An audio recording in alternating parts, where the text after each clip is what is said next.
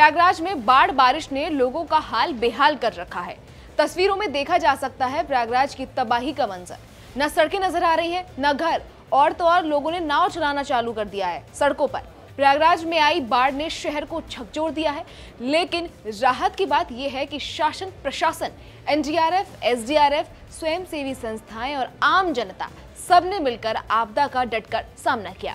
अब जलस्तर तो कम हो रहा है, लेकिन चुनौतियां अभी भी बनी हुई हैं।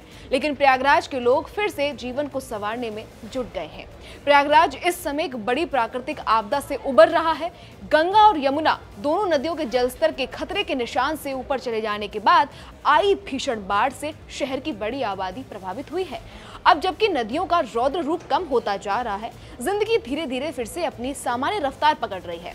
लेकिन इन 5 दिनों में लोगों को भारी परेशानियों का सामना करना पड़ा है। प्रयागराज की भौगोलिक स्थिति ऐसी है कि ये शहर हर साल बाढ़ की आशंका में रहता है, लेकिन इस बार की स्थिति बेहद भयावह रही। करेला बाग जैसे क्षेत्रों में लोगों ने बिना बिजली और पानी के 5 दिन बिताए। वहां के निवासियों ने बताया कि ये समय कभी नहीं भुलाया जा सकेगा। पार्षद ने बताया कि प्रशासन की मदद के बिना शायद लोग कहीं और शरण लेने को मजबूर हो जाते। शासन प्रशासन की सतर्कता और राहत कार्यों की काफी सराहना हो रही है। वर्तमान में प्रभावित क्षेत्रों में गंदगी फैलने के बाद सफाई अभियान चलाया जा रहा है, क्योंकि बाढ़ के बाद महामारी फैलने का खतरा बढ़ जाता है। पार्षद समेत तमाम सफाई कर्मचारी लगातार अपने क्षेत्रों में कार्य कर रहे हैं। बाढ़ के चलते व्यापारियों की आर्थिक गतिविधियां पूरी तरह ठप हो गई हैं। एक व्यापारी ने बताया कि पानी जब कम था तब उन्होंने जरूरतमंदों को मुफ्त दवाइयां दी। हालांकि अब स्थिति सामान्य हो रही है, लेकिन नुकसान बहुत बड़ा है। व्यापारियों ने कहा कि नुकसान तो बहुत हुआ, लेकिन आपदा पर किसी का जोर नहीं, हिम्मत है। हिम्मत ही सबसे बड़ा हथियार है। हजारों लोग अभी भी राहत शिविरों में शरण लिए हुए हैं।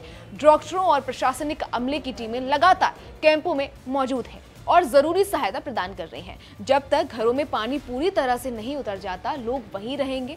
प्रशासन ने साफ कर दिया है कि सामान्य स्थिति बहाल होने तक राहत का काम चलता रहेगा। स्थानीय लोगों ने बताया, उन्होंने पाई जोड़कर जो घर और संपत्ति बनाई थी वो इस बाढ़ में बह गई, लेकिन जीवन बचा तो सब कुछ फिर से बनाया जा सकता है। उनका कहना है कि ये एक प्राकृतिक आपदा है और इस पर किसी का वश नहीं चलता। फिलहाल हालात काबू में हैं और लोगों को भी राहत है।